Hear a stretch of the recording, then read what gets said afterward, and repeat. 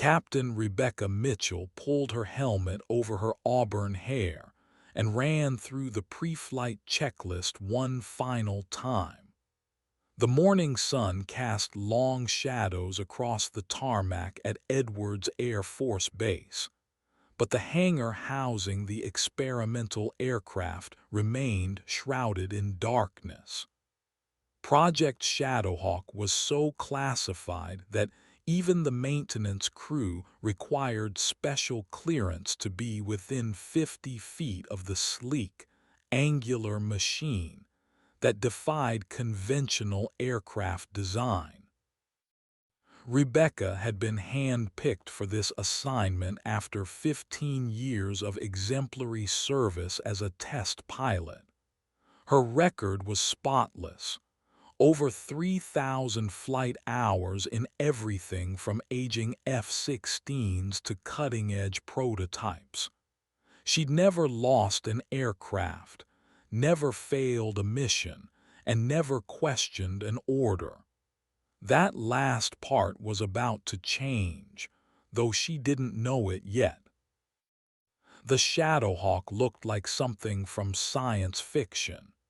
Its matte black surface seemed to absorb light rather than reflect it, and its unusual wing configuration made it nearly invisible to radar.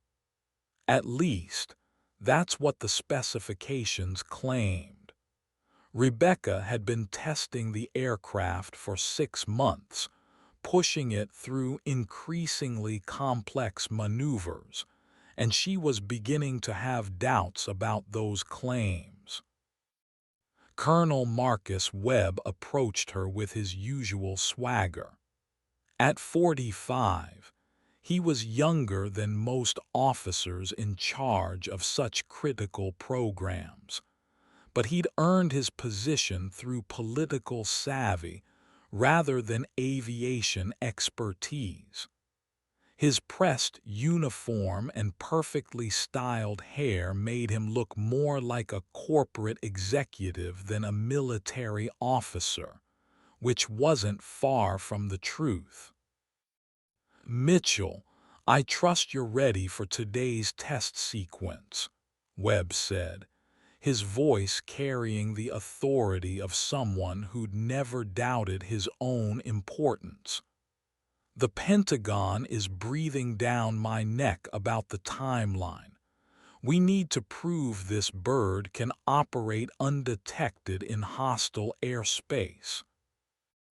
Rebecca nodded, though something in his tone bothered her. The testing schedule had been accelerated twice in the past month, and she'd noticed corners being cut in the safety protocols. But questioning a superior officer's decisions wasn't something she did lightly. "Sir, I've reviewed the flight plan.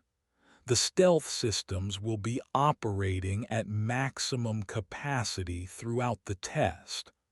Are we certain the radar signature suppression is reliable at those parameters?"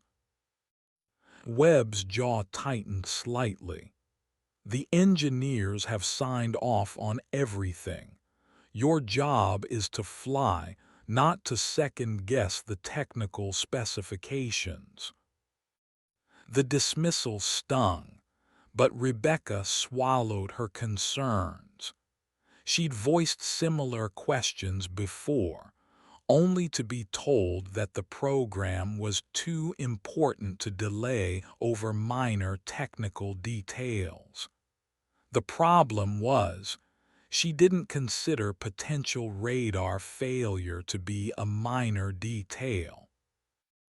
Lieutenant Colonel David Sterling, Webb's second-in-command, stepped forward with a tablet containing the final mission parameters.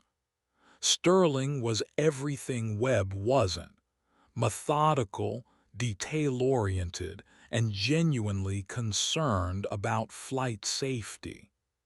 At least, that's what Rebecca had thought until recently. "Captain Mitchell, The test corridor has been cleared of all civilian traffic. You'll be flying a standard reconnaissance profile through the Nevada test range. The F-22 squadron at Nellis has been notified of the general timeframe, but not the specific flight path. Rebecca studied the mission brief, noting the unusual route that would take her uncomfortably close to restricted airspace. "Sir, this flight path brings us within 20 miles of the Nellis training area. If the stealth system experiences any glitches—" "The system won't glitch," Webb interrupted. "We've run every simulation possible. The Shadowhawk is invisible to their radar." But Rebecca had run her own calculations based on the aircraft's performance in previous tests. The stealth technology was impressive but not infallible.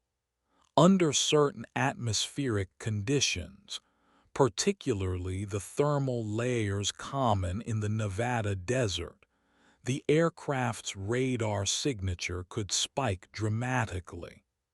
She documented these anomalies in her reports, but somehow they never made it into the final assessment. As she climbed into the cockpit, Rebecca felt the familiar surge of adrenaline that came with test flying. Despite her concerns about the program's management, she genuinely loved the aircraft. The Shadowhawk responded to her touch like a living thing, its advanced fly-by-wire systems translating her intentions into precise movements. The takeoff was smooth, and within minutes she was climbing through 20,000 feet toward the test altitude. The aircraft's systems hummed quietly around her, displaying information on screens that would have been incomprehensible to pilots from an earlier generation. But Rebecca had grown up with this technology, and she read the displays like others read books. Everything appeared normal as she entered the test corridor. The stealth systems were operating within acceptable parameters, and the aircraft's performance was flawless. But as she began the first phase of the reconnaissance simulation, something nagged at her. The radar warning receiver, normally silent during stealth operations, was showing intermittent contacts. 20 miles away, at Nellis Air Force Base, Captain Tommy Rodriguez was leading a routine training flight of F-22 Raptors. The morning exercise was supposed to be a simple air-to-air combat scenario, but the air traffic controllers had just reported an anomaly on their screens. Viper 2, this is control. We're showing an intermittent contact bearing 090, approximately 40,000 feet. Can you investigate? Rodriguez frowned inside his helmet. The training area was supposed to be clear of all traffic, and the contact was appearing and disappearing in a pattern that suggested either equipment malfunction or something trying very hard not to be seen.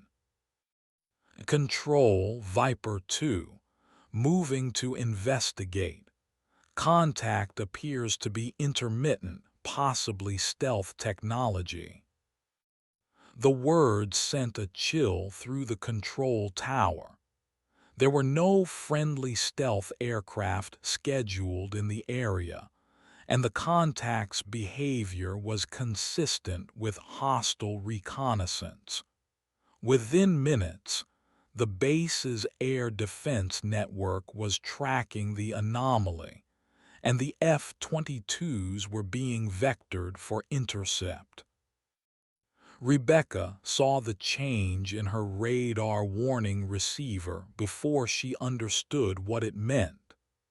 The intermittent contacts were strengthening, and the system was identifying them as F-22 Raptors. That should have been impossible if the stealth system was working properly. She immediately radioed back to Edwards. "Control, this is Shadowhawk. I'm showing multiple F-22 contacts approaching my position. Are we certain the test corridor is clear?" The response took longer than it should have. "Shadowhawk, stand by. We're checking with Nellies." But Rebecca could see on her displays that the F-22s were already turning toward her position. The stealth system was clearly malfunctioning, and she was about to become the target of the most advanced fighter aircraft in the American arsenal. "Control, I need immediate clarification. The F-22s are closing fast, and I'm showing weapons lock warnings." The silence on the radio was deafening. Rebecca realized that whatever was happening, she was completely on her own at 40,000 feet, flying an experimental aircraft that was supposed to be invisible but clearly wasn't. Rodriguez's radar operator confirmed what he was seeing. "Viper 2, contact is now solid. Unknown aircraft, stealth configuration, not responding to radio challenges." The rules of engagement were clear. An unidentified stealth aircraft in restricted airspace was to be treated as hostile until proven otherwise. Rodriguez armed his missiles and began the intercept sequence that would either end with identification or destruction. Rebecca watched the tactical display with growing horror as the F-22s closed the distance. Her radio calls to Edwards were going unanswered, and the stealth system's failure was becoming more pronounced by the second. The Shadowhawk was now visible on radar like any conventional aircraft, and she was flying directly into the weapons envelope of 4 F-22 Raptors. The first missile lock tone sounded in her cockpit, followed immediately by 3 more. Rebecca's training kicked in, and she began evasive maneuvers while frantically trying to establish radio contact with the intercepting aircraft. F-22 flight. This is U.S. Air Force Test Pilot Captain Rebecca Mitchell flying experimental aircraft Shadowhawk 1. I repeat, I am a friendly aircraft conducting authorized test operations. But her radio transmissions were being blocked by the same electronic warfare systems that were supposed to protect the Shadowhawk from enemy detection. The aircraft's stealth technology was working against her, preventing her from identifying herself to the fighters that were about to shoot her down. Rodriguez heard fragments of a transmission, but couldn't make out the words. His training said that hostile aircraft often attempted to confuse intercept pilots with false radio calls, and the contact's behavior was consistent with reconnaissance operations by a foreign power.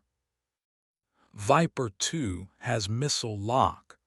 Unknown aircraft. You are ordered to change course immediately and follow me to Nelly's Air Force Base. Failure to comply will result in engagement. Rebecca heard the warning clearly and banked hard to the left, trying to signal her compliance while maintaining control of the aircraft. But the Shadowhawk's unusual configuration made it difficult to fly in a non-threatening manner, and the F-22s interpreted her maneuvers as evasive action. The situation was spiraling out of control, and Rebecca realized that she had only minutes before the F-22s would be forced to fire. The stealth system that was supposed to protect her had become a death trap, and the very people who should have been coordinating her flight were nowhere to be found. She began preparing for the most dangerous decision of her flying career: whether to trust the system that had already failed her or to take matters into her own hands. Rodriguez's finger hovered over the missile release button as he watched the unknown aircraft's erratic flight path. Every instinct told him that this was a hostile reconnaissance mission, but something nagged at him about the aircraft's configuration. The angular surfaces and unusual wing design looked familiar, though he couldn't place where he'd seen them before. Viper 2, this is Control. You are cleared to engage if the target does not comply with intercept procedures. The authorization to fire sent a surge of adrenaline through Rodriguez's system. He'd trained for this moment countless times, but he'd never actually fired a missile at another aircraft. The weight of that responsibility settled on his shoulders as he watched the target aircraft through his heads-up display. Rebecca knew she was running out of options. The F-22s were closing to within firing range, and her attempts to establish radio contact were failing. The electronic warfare systems that protected the Shadowhawk were also preventing her from identifying herself to the interceptors. She made a decision that would either save her life or end it. Rebecca switched off the stealth system entirely, making the aircraft fully visible to radar, but also enabling her communication systems to function normally. Mayday, Mayday. This is Captain Rebecca Mitchell, United States Air Force, flying experimental aircraft Shadowhawk 1. I am conducting authorized test operations under Project Shadowhawk. Please acknowledge. The transmission came through clearly this time, and Rodriguez hesitated. The voice was definitely American, female, and using proper military protocols. But hostile aircraft had been known to use captured pilots or sophisticated voice synthesis to confuse intercept fighters. Unknown aircraft. State your authorization code and mission commander. Rebecca's heart pounded as she realized she didn't know the current authorization codes. The test flight had been organized so hastily that normal security protocols had been bypassed. She gave the only information she had. My mission commander is Colonel Marcus Webb, Edwards Air Force Base.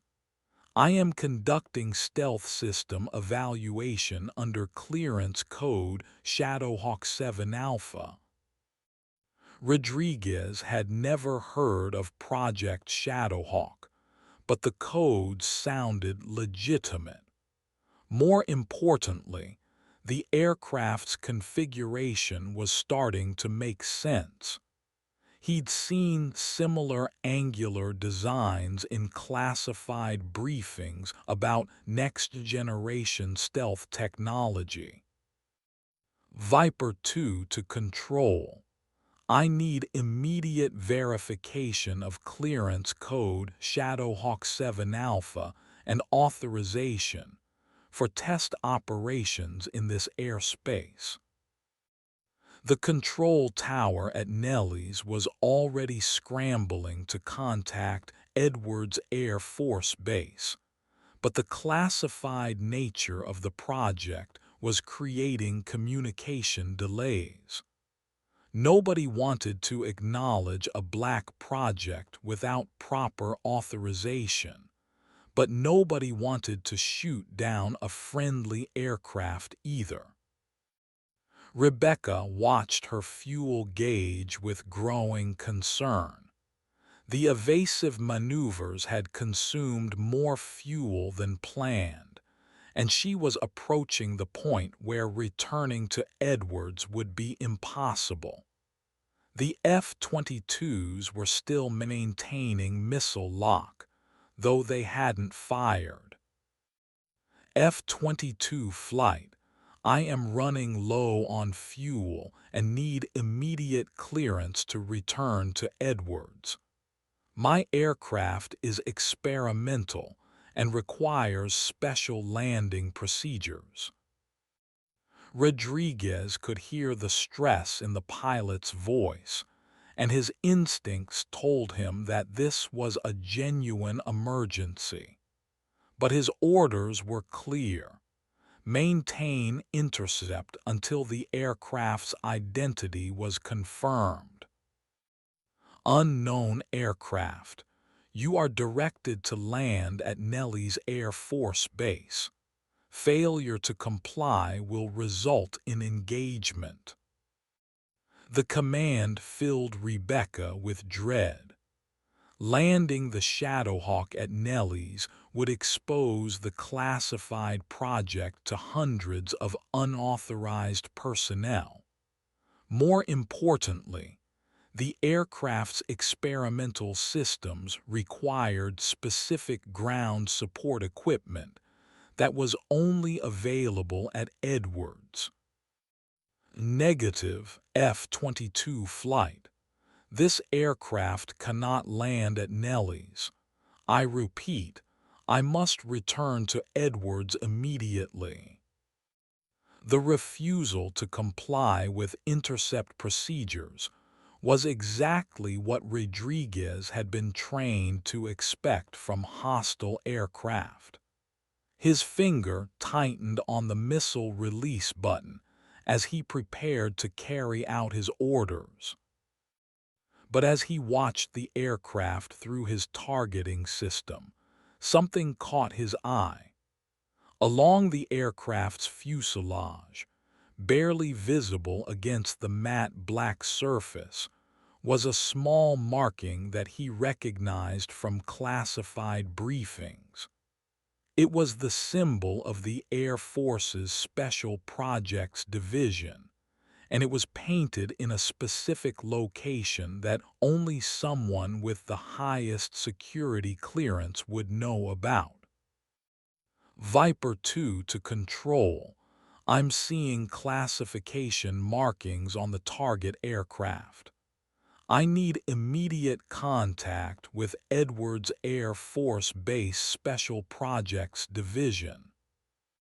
The radio crackled with activity as multiple agencies tried to sort out the situation. Rebecca could hear fragments of conversations between air traffic controllers, military commanders, and security personnel. The bureaucracy that was supposed to protect classified projects was now preventing her from proving her identity. Time was running out. Her fuel was critically low, and the F-22s were still maintaining weapons lock. Rebecca made another decision that would have far-reaching consequences. She activated the aircraft's emergency beacon, broadcasting her location and identity to anyone listening. The beacon signal was immediately picked up by monitoring stations across the southwest United States. Within minutes, the National Security Agency, the Central Intelligence Agency, and the Pentagon were all aware that a classified aircraft was in distress. Colonel Webb's secure phone rang in his office at Edwards. The voice on the other end was not one he wanted to hear. "Colonel, this is General Patricia Hayes, Pentagon Special Projects Office. I understand you have a test pilot in distress who's about to be shot down by our own fighters. Can you explain to me how this happened?" Webb's carefully constructed career was about to come crashing down, and he knew it. The shortcuts he'd taken, the safety protocols he'd ignored, and the warnings he'd dismissed were all about to be exposed. "General, there must be some misunderstanding. Captain Mitchell is conducting a routine test flight. All proper notifications were made." But Hayes had already been briefed on the situation. "Colonel, I have 4 F-22s with missile lock on your test pilot because nobody at Nellie's was notified of the flight.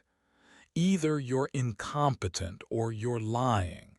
Which is it?" The question hung in the air as Webb realized that his career was over. The only question now was whether Rebecca would survive long enough to tell her side of the story. Rodriguez received the call he'd been waiting for. "Viper 2, this is General Hayes, Pentagon Special Projects. The aircraft you're intercepting is a classified U.S. Air Force prototype. You are ordered to provide escort back to Edwards immediately." The relief in Rodriguez's voice was audible. "Control, Viper 2 acknowledges. Breaking missile lock and moving to escort formation." Rebecca felt her hands shaking as the missile lock warnings disappeared from her displays. She'd been seconds away from being shot down by her own Air Force, and she was beginning to understand that this wasn't just a communication failure. "F-22 flight, this is Shadowhawk 1. Thank you for the escort. I'm critically low on fuel and need direct routing to Edwards." Rodriguez moved his aircraft alongside the Shadowhawk and got his first clear look at the experimental aircraft. Its design was unlike anything he'd ever seen, and he realized he'd been part of something much bigger than a simple intercept mission. "Shadowhawk 1, this is Viper 2. You're cleared direct Edwards, and we'll stay with you until you're on the ground. That's one hell of a machine you're flying." The compliment meant more to Rebecca than Rodriguez could have known. After months of having her concerns dismissed and her expertise questioned, it was refreshing to hear respect in another pilot's voice. But as Edwards Air Force Base came into view, Rebecca realized that her ordeal was just beginning. The security breach that had nearly gotten her killed was about to be covered up, and she would be blamed for the incident. The landing was smooth, but as soon as the Shadowhawk rolled to a stop, Rebecca was surrounded by security personnel. Her aircraft was immediately towed into a classified hangar, and she was escorted to a debriefing room where Colonel Webb was waiting. "Captain Mitchell, I need to know exactly what happened up there. The Pentagon is asking questions, and I need answers." Rebecca looked at her commanding officer and realized that he was more concerned about protecting himself than understanding what had gone wrong.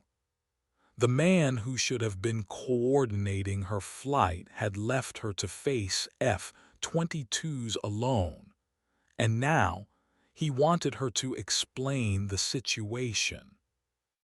"Sir, the stealth system failed during the test flight. I became visible to the Nellies' radar, and F-22s were scrambled to intercept. I was unable to establish radio contact due to electronic warfare systems interference." Webb's face tightened. "The stealth system didn't fail, Captain. Our telemetry shows it was operating within normal parameters throughout the flight." The lie was so blatant that Rebecca was momentarily speechless.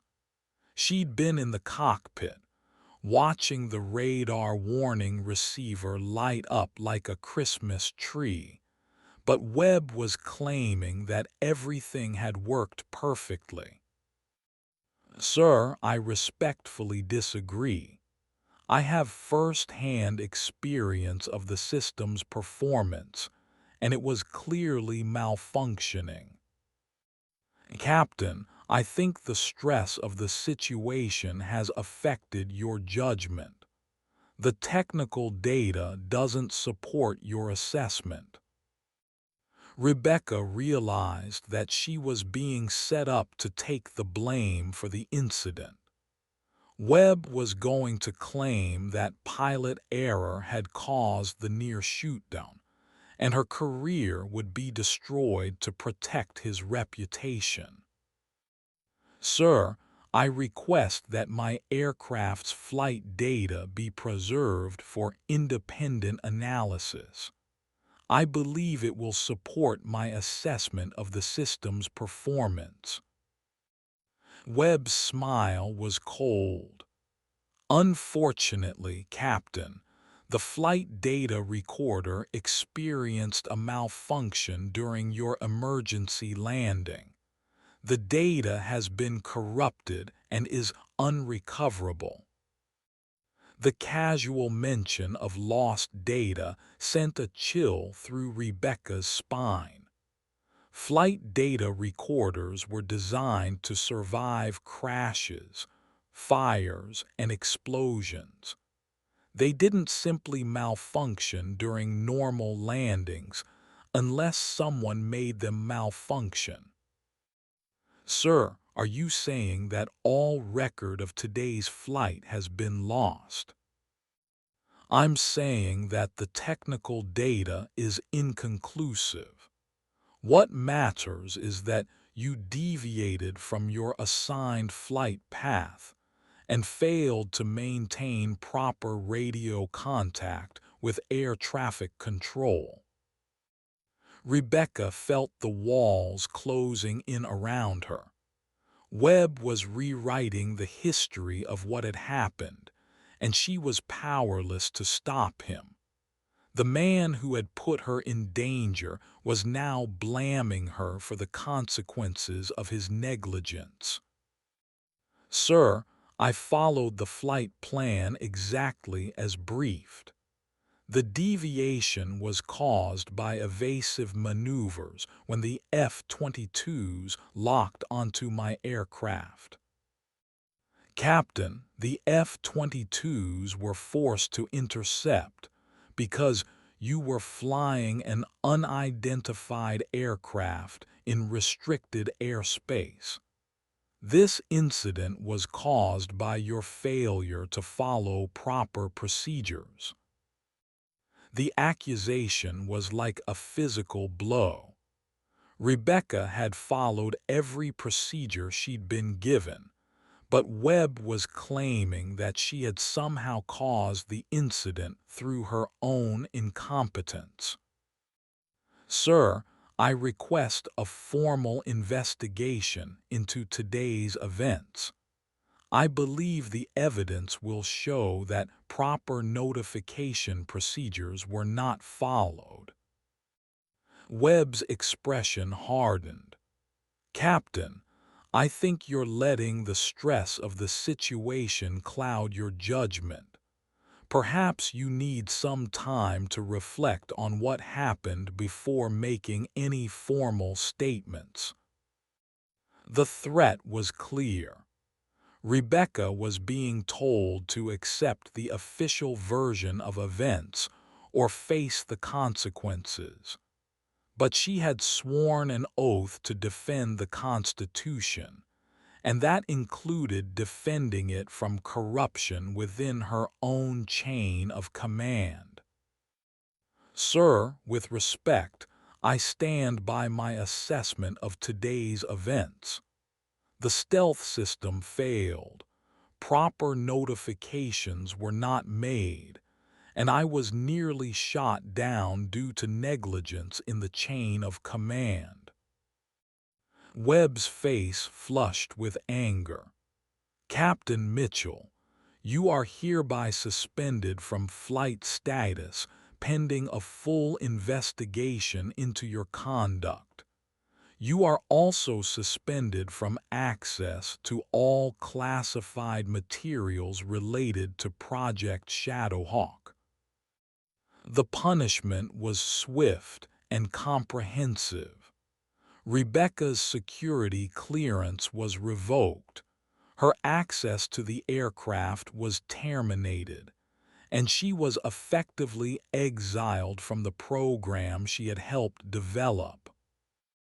"Sir, I believe this action is retaliatory and inappropriate. I was performing my duties as a test pilot when this incident occurred." "Captain, your duties include following orders and maintaining proper communication with air traffic control. You failed in both areas, and your suspension is appropriate." Rebecca realized that arguing further would only make things worse. Webb had the power to destroy her career, and he was prepared to use it to protect himself. "Sir, I request to see the base chaplain and to contact my attorney." The requests were standard rights for any service member facing disciplinary action, but Webb's reaction showed how seriously he was taking the situation. "Captain, you are not under arrest, but you are confined to base pending the investigation. You will not discuss this incident with anyone outside the chain of command." The gag order was another sign that Webb was more concerned about damage control than discovering the truth. Rebecca was being silenced to prevent her from telling her side of the story. As she was escorted from the debriefing room, Rebecca caught sight of Lieutenant Colonel Sterling watching from a nearby office. The man who had seemed so concerned about safety had said nothing during her confrontation with Webb. Her quarters felt like a prison cell as she sat alone, processing what had happened. In the space of a few hours, she had gone from being a respected test pilot to a disgraced officer facing court-martial. But Rebecca had not survived 15 years in the military by giving up when things got difficult. She began to plan her response to Webb's accusations, knowing that her career and her integrity were at stake. The first step was to document everything she could remember about the incident while the details were still fresh. The flight data recorder might have been corrupted, but her memory was intact.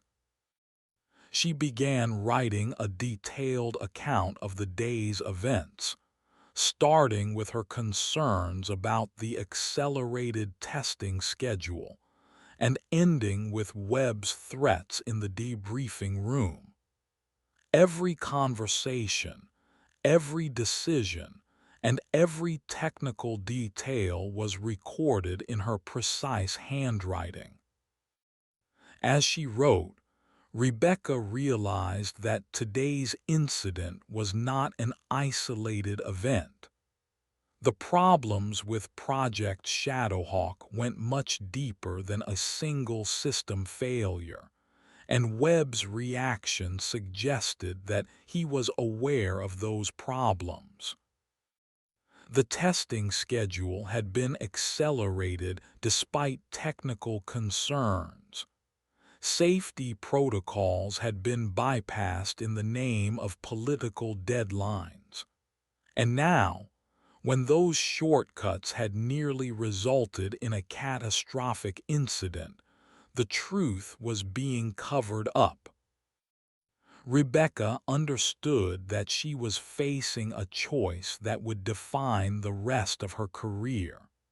She could accept Webb's version of events and hope to salvage what remained of her military service, or she could fight for the truth and risk everything. The decision wasn't difficult. Rebecca had not spent 15 years defending her country to start compromising her integrity now. She would fight, regardless of the consequences. But fighting Webb would require more than just her word against his. She would need evidence, allies, and a strategy that could overcome the institutional pressure to bury the incident.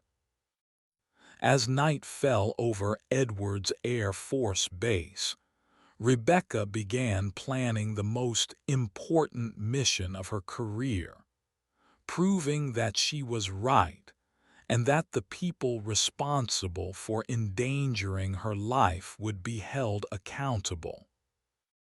The next morning brought visitors that Rebecca hadn't expected. General Patricia Hayes arrived at Edwards with a team of investigators from the Pentagon's Special Projects Office. The incident had attracted attention at the highest levels of the military, and Webb's attempts to control the narrative were failing. Rebecca was escorted to a secure conference room where General Hayes was waiting. The general was a legend in military aviation, one of the first women to command a fighter squadron, and later the first to lead a major aircraft development program. Captain Mitchell, I've read the preliminary reports about yesterday's incident. I want to hear your version of events directly from you. The request was both an opportunity and a trap. Rebecca knew that her testimony could either vindicate her or provide ammunition for her opponents. "General, I appreciate the opportunity to present my account. The stealth system experienced multiple failures during the test flight, making the aircraft visible to radar and preventing effective communication with intercepting fighters." Hayes nodded thoughtfully. "Tell me about the technical failures you observed." Rebecca described the radar warning receiver's behavior, the intermittent radar contacts, and the communication blackouts in detail. Her technical expertise was evident in every word, and Hayes could see why she had been selected for the program. "Captain, these are serious allegations. Are you certain that these failures occurred?" "General, I stake my career on the accuracy of my observations. The stealth system was not performing according to specifications." Hayes had reviewed the official reports, which painted a very different picture. According to Webb's account, the aircraft had performed flawlessly, and the incident was caused by pilot error and communication failures. "Captain, I need to ask you about your relationship with Colonel Webb. Have there been any conflicts between you regarding the testing program?" The question touched on Rebecca's central concern about the program. "General, I have repeatedly raised safety concerns about the accelerated testing schedule. Those concerns have been dismissed, and I believe they contributed to yesterday's incident." Hayes leaned forward. "What specific safety concerns?" Rebecca outlined her observations about the stealth system's reliability, the inadequate testing of communication systems, and the pressure to meet political deadlines regardless of technical readiness.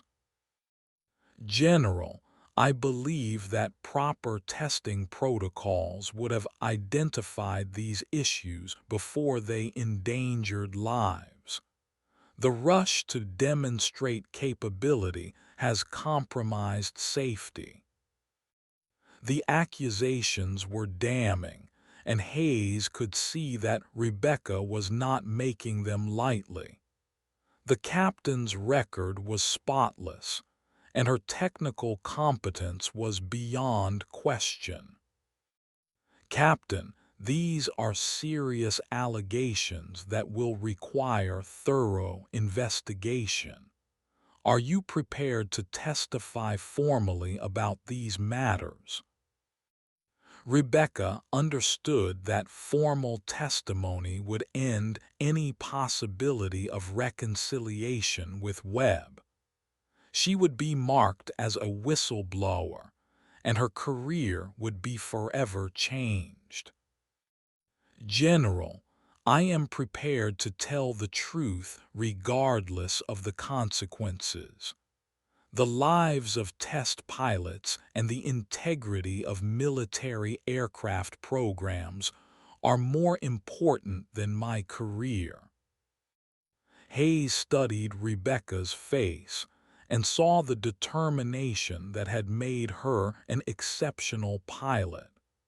This was not someone who would back down from a fight, especially when she believed lives were at stake. "Captain, I want you to know that this investigation will be thorough and impartial.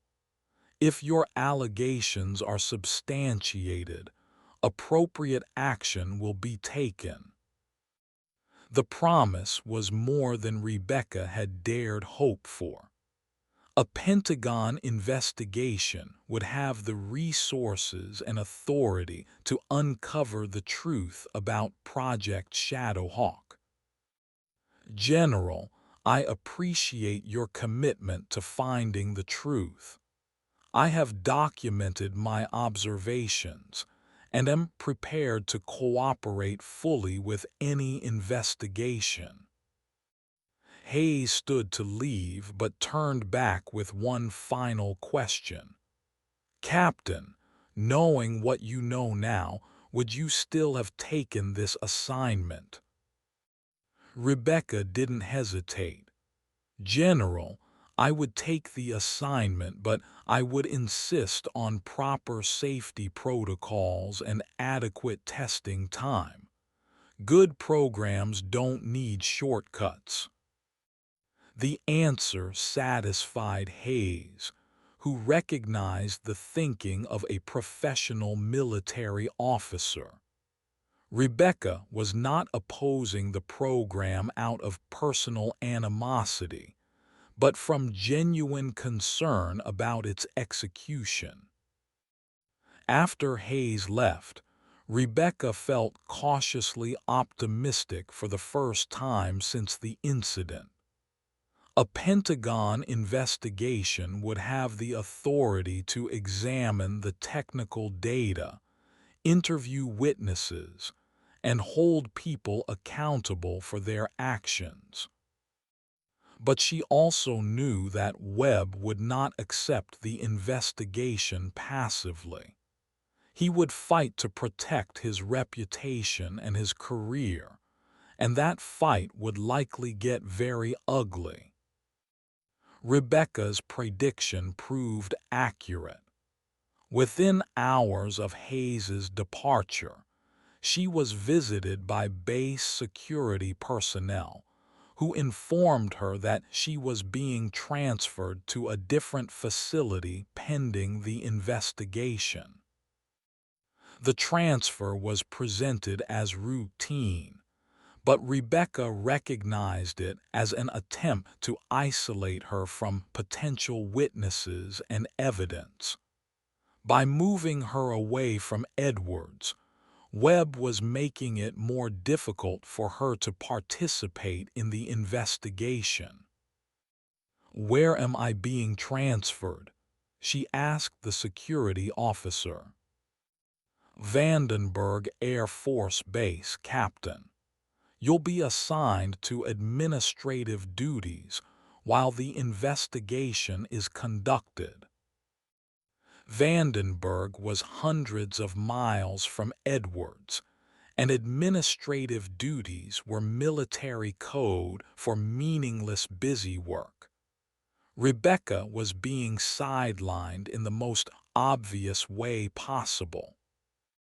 "I assume this transfer has been coordinated with General Hayes's investigation team." The security officer's hesitation told her everything she needed to know. Webb was moving her before the Pentagon team could establish protective custody. "Captain, I'm just following orders. You have 2 hours to pack your personal items." Rebecca realized that she was running out of time. If she was going to preserve evidence or contact potential allies, it had to be done immediately. Her first call was to her mentor, Colonel Jake Morrison, who was stationed at Nellis Air Force Base. Morrison had been her squadron commander early in her career and had remained a trusted friend. "Jake, I need your help. I'm being railroaded by my commanding officer, and I don't have much time." Morrison had heard rumors about an incident involving a test pilot and F-22s, but he hadn't connected it to Rebecca. "What kind of help do you need?" I need someone to verify what happened during the intercept. The pilot who locked onto my aircraft saw classification markings that proved I was friendly. That pilot's testimony could be crucial. Morrison understood immediately.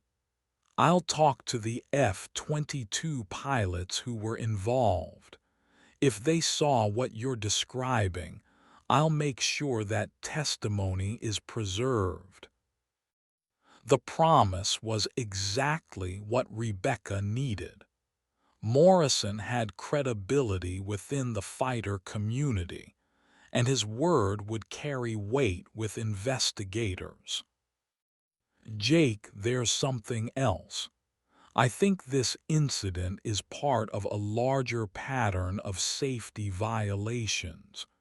If I'm right, there could be other pilots at risk. Morrison's voice became serious. Rebecca, if you're talking about systemic problems, you need to be very careful. The people involved will do anything to protect themselves. I understand the risks, but I can't walk away from this. Too many lives are at stake. After ending the call, Rebecca began packing her belongings, knowing that she might not return to Edwards for months. But she also knew that the fight was just beginning.